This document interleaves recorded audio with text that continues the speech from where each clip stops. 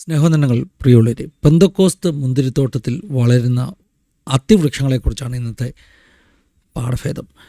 ലൂക്കോസ് സുവിശേഷം 13-ാം അധ്യായത്തിൽ യേശു കർത്താവ് പറഞ്ഞ ഫലം പുറപ്പെടുവിക്കാത്ത അത്തിവൃക്ഷത്തിൻ്റെ ഉപമയാണ് ഈ ടൈറ്റിലിൻ്റെ പശ്ചാത്തലം. എന്നാൽ ഈ ഒരു ആശയത്തിന് എനിക്ക് ആദ്യമേ കടപ്പാട് പറയേണ്ടതായിട്ടുണ്ട്. അത് കർത്താവിൻ്റെ ദാസൻ പാസ്റ്റർ വിയപുരം ജോർജ് കുട്ടിയോടാണ്. വിയപുരം ജോർജ് കുട്ടി പാസ്റ്റർ ഒരിക്കൽ നടത്തിയൊരു പ്രസംഗത്തിലാണ് ഞാൻ ആദ്യമായിട്ട് ഈ ഒരു ആശയം കേൾക്കുന്നത്. അതുകൊണ്ട് മറ്റൊരാളുടെ പ്രസംഗത്തിലെ ഒരു ആശയം പറയുമ്പോൾ കടപ്പാട് രേഖപ്പെടുത്തിക്കൊണ്ട് പറയണം. അതുകൊണ്ട് അദ്ദേഹത്തിൻ്റെ പ്രസംഗത്തിലെ അദ്ദേഹം പറഞ്ഞ ആശയം ഒന്ന് പറഞ്ഞു തുടങ്ങാം, എങ്കിൽ മാത്രമേ എൻ്റെ പ്രേക്ഷകർക്ക് ഈ വീഡിയോയിൽ മുന്നോട്ട് പറയുന്ന കാര്യങ്ങൾ മനസ്സിലാകുകയുള്ളൂ. അദ്ദേഹം പറഞ്ഞത് ഈ അത്തിവൃക്ഷം, മുന്തിരിത്തോട്ടത്തിൽ വളരുന്ന അത്തിവൃക്ഷം, അത് യഹൂദനെ കാണിക്കുന്ന ഒരു ഉപമാനമൊക്കെയാണെങ്കിലും അദ്ദേഹം ചില കാര്യങ്ങൾ പറഞ്ഞു. ഈ പഴയ നിയമ പ്രമാണങ്ങൾ കൊടുക്കുമ്പോൾ ഒരു വയലിലും 2 തരത്തിലുള്ള വിത്ത് ഒന്നിച്ചു വിതയ്ക്കരുതെന്ന പ്രമാണം. പക്ഷേ ഇവിടെ മുന്തിരിത്തോട്ടത്തിൻ്റെ അകത്ത് ഒരു അത്തിയുടെ നട്ടു. വചനത്തിൻ്റെ പ്രമാണം 2 തരത്തിലുള്ള വിത്ത് ഒന്നിച്ച് വളരില്ലെന്ന. അപ്പോൾ വിയപുരം ജോർജ് ടി പാസ്റ്റർ പണ്ട് പറഞ്ഞൊരു പ്രസംഗത്തിൽ പറഞ്ഞതാണ്, ഇന്നത്തെ സഭാസമൂഹത്തിൻ്റെ പ്രശ്നമെന്ന് പറയുന്നത് മുന്തിരിത്തോട്ടത്തിൻ്റെ അകത്ത് നമ്മൾ കൂട്ടത്തിൽ അത്തിയും കൂടെ നട്ടു എന്നുള്ളതാണ്. അപ്പോൾ ആ ഒരു ആശയം മനസ്സിൽ വെച്ചുകൊണ്ട് ഇനിയും തുടർന്ന് ഞാൻ പാഠഭേദത്തിൽ പറയുന്ന കാര്യങ്ങൾ ഒന്ന് കേൾക്കുക. മുന്തിരി യഹൂദൻ്റെ ആത്മീക നിലവാരത്തെ കാണിക്കുന്നതാണ്. അത്തി യഹൂദൻ്റെ പൊളിറ്റിക്കൽ പവറിനെ കാണിക്കുന്നതാണ്. അപ്പോൾ ആത്മീക നിലവാരമാകുന്ന മുന്തിരിത്തോട്ടത്തിൽ സഭയ്ക്കകത്ത് നമ്മൾ ജഡത്തിൻ്റെ, പൊളിറ്റിക്സിൻ്റെ, ശാരീരിക ശക്തിയുടെ, അതായത് യഹൂദൻ്റെ പൊളിറ്റിക്കൽ പവറാണ് അത്തി എന്നതുപോലെ നമ്മൾ നട്ട ചില അത്തിവൃക്ഷങ്ങളാണ് ശരിക്കും നമ്മുടെ സമൂഹത്തിൻ്റെ പ്രശ്നം. മുന്തിരിത്തോട്ടത്തിൻ്റെ അകത്ത് അത്തി പാടില്ലായിരുന്നു. എന്തായാലും അത്തി നട്ടു, വെള്ളമൊഴിച്ചുകൊണ്ടിരിക്കുകയാണ്, വളമിട്ടുകൊണ്ടിരിക്കുകയാണ്. പക്ഷേ ഇതൊന്നും ഫലം പുറപ്പെടുവിക്കുന്നില്ല. എന്തുകൊണ്ടാണ് ഫലം പുറപ്പെടുവിക്കാത്തത് എന്ന് ഞാൻ പഠിച്ച ചില പാഠങ്ങൾ, പെന്തക്കോസ്ത് സമൂഹത്തിൽ അക്ഷരാർത്ഥത്തിൽ ഉള്ള ചില സത്യങ്ങളാണ് ഞാൻ ഇനിയും പറയാൻ പോകുന്നത്. ഈ പൊളിറ്റിക്കൽ പവറിൻ്റെ അത്തിവൃക്ഷം അതിനൊരു നെഗറ്റീവ് സെൻസിലൊന്നും എടുക്കേണ്ട. ആത്മിക ശക്തി ഉള്ളതുപോലെ തന്നെ ഫലം പുറപ്പെടുവിക്കേണ്ട നമ്മളുടെ വ്യക്തിത്വം, നമ്മുടെ ജഡം, അതിനെക്കുറിച്ച് അങ്ങ് ചിന്തിച്ചാൽ മതി. ഈ ജഡത്തിൽ നിന്ന് നന്മയുടെ ഫലമാണ് പുറപ്പെടുവിക്കേണ്ടത് എന്നങ്ങ് ചിന്തിച്ചാൽ മതി. അതായത് നെഗറ്റീവായിട്ട് ആ ഒരു അത്തിവൃക്ഷത്തെ എടുക്കേണ്ട.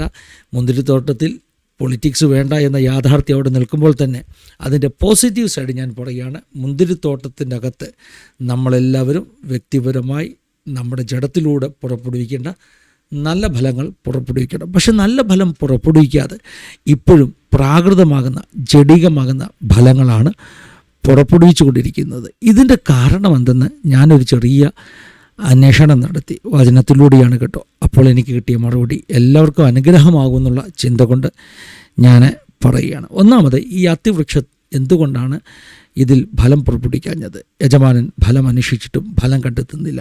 അതിൻ്റെ കാരണമായി തോട്ടക്കാരൻ തന്നെ പറയുന്നത്, ഇതിൻ്റെ ചുവട്ടിൽ കിളച്ച് ഇനി വളമിടണം. കിളയ്ക്കേണ്ടതിൻ്റെ ആവശ്യം എന്താണ്? കുറേ കളകൾ ചുറ്റുമുണ്ട്. കഴിഞ്ഞ വർഷവും വളമിട്ടതാണ്, കഴിഞ്ഞ വർഷവും മഴ പെയ്തതാണ്.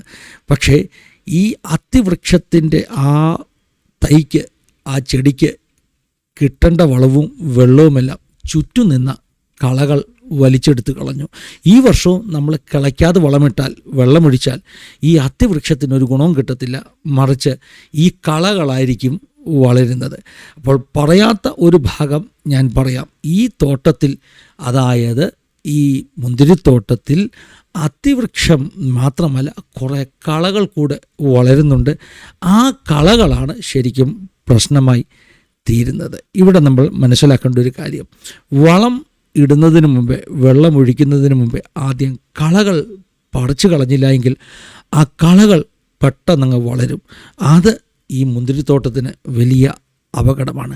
ഞാനൊരു ചെറിയ ഉദാഹരണം പറയുമ്പോൾ ഈ കാര്യം നിങ്ങൾക്ക് മനസ്സിലാകും. ഒരാൾ എന്തൊക്കെയോ വലിയ പ്രശ്നങ്ങളിലൂടെ പോകുമ്പോൾ, വലിയ സാമ്പത്തിക ബുദ്ധിമുട്ട്, രോഗം, ഇങ്ങനെയുള്ള പ്രശ്നങ്ങളിൽ കൂടെ പോകുമ്പോൾ ഏതെങ്കിലും ഒരു പെന്തക്കോസ്ത് സഭയിൽ ആരാധനയ്ക്ക് വരുന്നു. അങ്ങനെയാണല്ലോ ഒട്ടുമുക്കാൽ ആളുകളും പെന്തക്കോസ്ത് വിശ്വാസത്തിലേക്ക് വരുന്നത്. ദൈവിക വിടുതലുകൾ പ്രാപിച്ചാണ് വരുന്നത്. ഇതിനകത്തൊരു വിടുതലുണ്ട്. ദൈവവചനപ്രകാരം പ്രാർത്ഥിക്കുമ്പോൾ, യേശുവിൻ്റെ സൗഖ്യദായക ശക്തിയിൽ വിശ്വസിക്കുമ്പോൾ സൗഖ്യവും വിടുതലുമൊക്കെ പെന്തക്കോസ്ത് സഭകൾക്കകത്ത് ഇന്നും ഉണ്ടാകുന്നു. അങ്ങനെ ഒരു പുള്ളിക്കാരൻ പെന്തക്കോസ്തിൻ്റെ അകത്ത് വന്നു. നാട്ടിലെ നല്ല പ്രമാണിയും നല്ല പണവും ഒക്കെയുള്ള ധനികനായ ഒരു മനുഷ്യനാണ്. പ്രശ്നങ്ങളുടെ നടുവിൽ അദ്ദേഹം പെന്തക്കോസ്തിൽ കയറി. പെന്തക്കോസ്തിൽ വന്ന് ആദ്യത്തെ പ്രാർത്ഥനയിൽ തന്നെ ഈ പറഞ്ഞ ബ്രേക്ക് ത്രൂ ഉണ്ടായി. പ്രശ്നം അങ്ങ് പരിഹരിക്കപ്പെട്ടു. സാമ്പത്തിക മാർഗം തുറന്നു.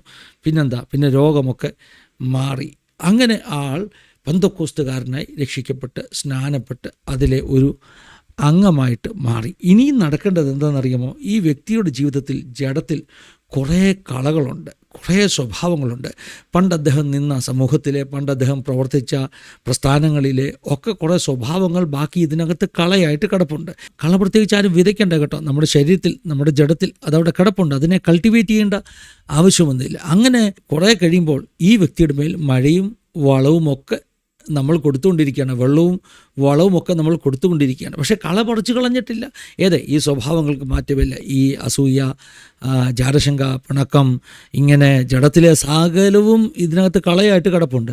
കുറേ കഴിയുമ്പോൾ ഇദ്ദേഹം പെന്തക്കോസ്തി വന്നു, ബ്രേക്ക് ത്രൂ ഉണ്ടായി, ഫൈനാൻഷ്യൽ ബ്രേക്ക് ത്രൂ ഉണ്ടായി. പണ്ടുണ്ടായിരുന്നതിലും അദ്ദേഹത്തിൻ്റെ സമ്പത്ത് വളർന്നു. കൂട്ടത്തിൽ കുറേ കളയും കിടങ്ങ് വളരും. അങ്ങനെ വളരുന്ന വളരെ പ്രധാനപ്പെട്ട ഒരു കളയാണ് അഹങ്കാരമെന്ന് പറയുന്ന കള, അല്ലെങ്കിൽ ഞാൻ ആരോ ആണെന്നുള്ള ഒരു ഭാവം.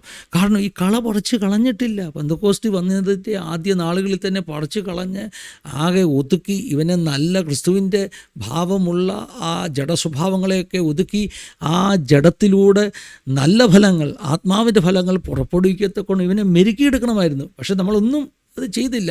ഒരു വന്യമൃഗത്തെ കൊണ്ടുവന്ന് നമ്മളെ പേര് മാറ്റി പെന്തക്കോസ്തുകാരനാക്കി അതേ വന്യമാകുന്ന സ്വഭാവങ്ങളെയൊക്കെ വളർത്തിയെടുത്ത് ഇങ്ങനെ കുറച്ച് കഴിയുമ്പോൾ ഇദ്ദേഹം ഇന്ന് പെന്തക്കോസ്തുകാരനാണ്, സ്നാനപ്പെട്ടവനാണ്, സഭയിലെ അംഗമാണ്, നല്ല പണക്കാരനാണ്. കൂട്ടത്തിൽ ജഡം കണ്ടമാനം അങ്ങ് വളർന്നു നിൽക്കുക.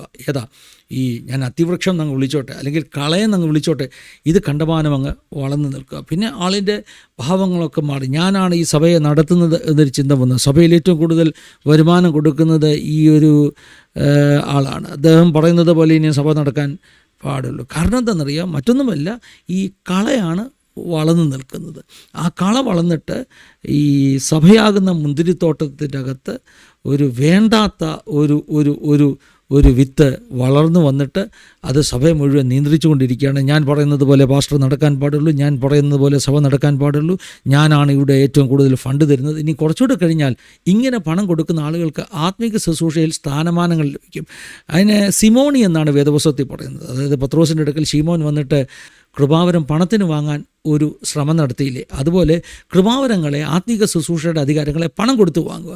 വേണമെങ്കിൽ ഈ പണക്കാരനാകുന്ന ഈ അച്ചാന് ഈ കളം മുഴുവൻ നിറഞ്ഞു നിൽക്കുന്ന അഹങ്കാരിയും തൻപ്രമാണിത്വവും തന്നിഷ്ടക്കാരനും ഒക്കെയാകുന്ന, ആർക്കും കീഴടങ്ങാത്ത ഈ പറയുന്ന അച്ചാന് കുറേ കഴിയുമ്പോൾ പിന്നെ സഭയുടെ നേതൃത്വത്തിലേക്ക് വരാൻ പറ്റും, ഓർഡിനേഷനൊക്കെ കിട്ടും. മറ്റ് വർഷങ്ങൾ ശുശ്രൂഷിച്ച ദൈവദാസന്മാർക്ക് കിട്ടാത്ത ഓർഡിനേഷൻ ഇദ്ദേഹത്തിന് മിനിറ്റ് വെച്ച് കിട്ടും. കാരണം അദ്ദേഹമാണ് സഭയ്ക്ക് ഏറ്റവും കൂടുതൽ ഫണ്ട് കൊടുത്തുകൊണ്ടിരിക്കുന്നത്. കണ്ടമാനം വളർന്ന ഒരു അതിവൃക്ഷമായിട്ട് അദ്ദേഹം സഭയ്ക്കകത്ത് നിൽക്കുകയാണ്.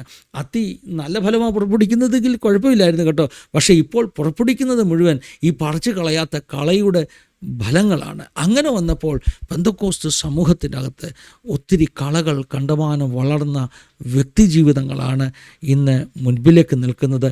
അതാണ് നമ്മുടെ സമൂഹത്തിൻ്റെ ഏറ്റവും വലിയ ഒരു പ്രശ്നം. ആദ്യമേ കള പറിച്ച് കളഞ്ഞിരുന്നുവെങ്കിൽ എത്ര നല്ലതായിരുന്നു. അതുകൊണ്ട് സ്നേഹത്തോടു കൂടി ഓർപ്പിക്കുകയാണ്, നേതൃത്വത്തോടല്ല, സാധാരണ വിശ്വാസികളോട്, പുതുതായി ദൈവസഭയിലേക്ക് വരുന്ന, ആദ്യമായി ക്രിസ്തുവിനെ സ്വീകരിച്ച് രോഗസൗഖ്യമൊക്കെ പ്രാപിച്ച് ഫൈനാൻഷ്യൽ ബ്രേക്ക് ത്രൂ ഒക്കെ പ്രാപിച്ച് വിശ്വാസത്തിൻ്റെ ആദ്യ ചൂട് വെക്കുന്നവരോട് നിങ്ങളുടെ ഒരു എളിയ സഹോദരൻ എന്ന നിലയിൽ പറഞ്ഞു തരികയാണ്, നിങ്ങളുടെ ജീവിതത്തിലെ കളകളെ ആദ്യമേ പറിച്ചു കളഞ്ഞോണം. അല്ലെങ്കിൽ നാളത്തെ പെന്തക്കോസ്തിൻ്റെ അകത്തെ കണ്ടമാനം വളർന്ന ഒരു വല്ലാത്ത ഫലം പുറപ്പെടുവിക്കാത്ത ഒരു അത്തിവൃക്ഷമായി നിങ്ങൾ നിൽക്കും. അത് ശാപകരമാകട്ടോ. അങ്ങനെയുള്ള അത്തിവൃക്ഷങ്ങളെ നോക്കി യജമാനൻ പലപ്പോഴും നെടുവീർപ്പിടും, വെട്ടിക്കളയട്ടെ എന്നൊക്കെ ചോദിക്കും. അതൊന്നും നമുക്കുണ്ടാകരുത്. അതുകൊണ്ട് ആരെങ്കിലും ഈ അടുത്ത സമയത്തൊക്കെ പെന്തക്കോസ്തിൽ കയറിയിട്ടുണ്ടെങ്കിൽ നിങ്ങൾക്ക് മറ്റൊന്നും വേണ്ട. ജീവിതത്തിൽ വേണ്ടാത്ത സ്വഭാവങ്ങളെ പിഴുതുകളഞ്ഞ് യേശുവിനെ പോലെ ഒരു ഭക്തൻ, ഒരു ദൈവപൈതലായി തീരുക, യേശുവിനെ പോലെ ആകുക എന്ന ലക്ഷ്യത്തോടു കൂടി ജീവിക്കുക എന്ന ഒരു ചെറിയ പാഠം പറഞ്ഞുകൊണ്ട്, ഈ പാഠം ഇന്ന് ആദ്യം പറഞ്ഞ പാഠഭേദവുമായി ബന്ധമുള്ളത് കൊണ്ട് എൻ്റെ വാക്കുകൾ നിർത്തുകയാണ്. പാഠം എൻ്റെ കേൾവിക്കാർക്ക് മനസ്സിലായി എന്ന് തോന്നുന്നു. ദൈവം എല്ലാവരെയും സഹായിക്കട്ടെ, അനുഗ്രഹിക്കട്ടെ. God bless you all. Have A wonderful time.